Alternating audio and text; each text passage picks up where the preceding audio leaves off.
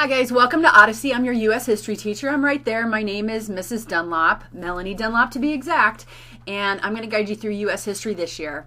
If you have any questions, I'll show you how to contact me. So here is all that contact information I was telling you, and that red number actually allows you to text me, which is kind of unique. I am actually the testing coordinator at this school, so you'll get to see a lot of me when you're dealing with ACTs or end of course exams. I did graduate from Bonanza High School, and then I went to college in Santa Barbara, California, and did my master's degree at UNLV. I do have 2 children, and one is graduated from college and one is in college. So what I want you to understand in this class is exactly how you get work done and find work. So obviously at the very beginning you always have to answer the enrollment quiz question, and first semester you're going to need to do that course syllabus quiz, second semester not so much.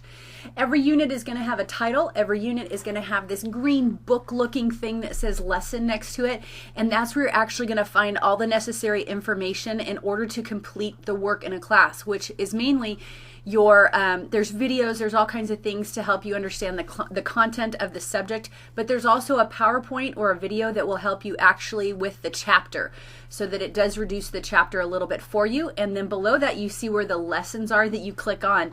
I don't suggest you go through the grade book to get to all this information. We'll cover that again in a second.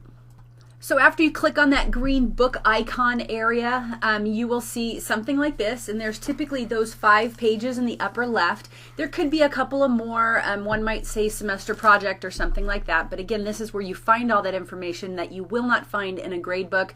If you're in a traditional school, you would never find information about the American Revolution in the teacher's grade book, so please use that common sense in this class as well.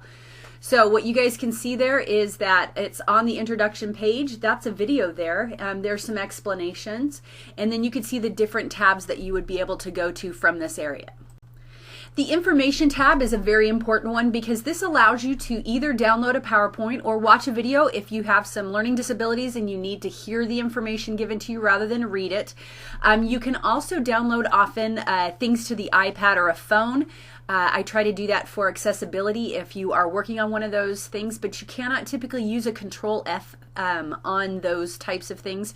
Control F is a control find, and it is obviously invaluable. It will light up every word that you type into that find box and help you go through large amounts of text. So the PowerPoint, basically what I try to do is take several chapters and reduce them into a couple of slides, or one chapter and reduce it, if it's a 30-page chapter, reduce it into a 15-slide presentation. And I try to make it a little bit more understandable and break it down so that you guys can get the information from U.S. history in a more understandable way than just reading a book. But as you saw in that last slide, books are provided for you if you are a reader. So this is me in my office, and here are some of the shortcuts to an online education. Control F, of course, being one primary one, and you can see that, but you guys can do Control Save, Control Cut, Control Paste.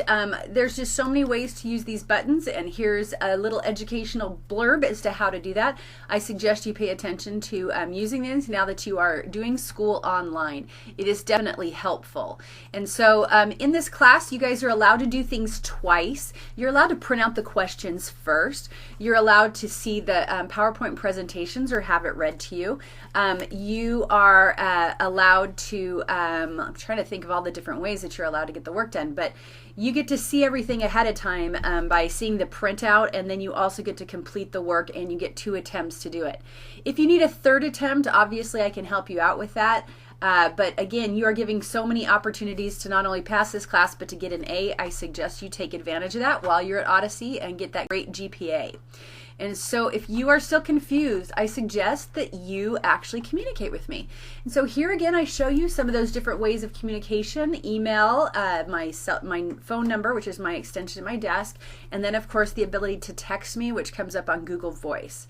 So if you need to see me at school, just have somebody call my extension and I can come down to your classroom. I hope this helps you guys to understand exactly how to complete all of your work that is necessary to do so in this U.S. history class.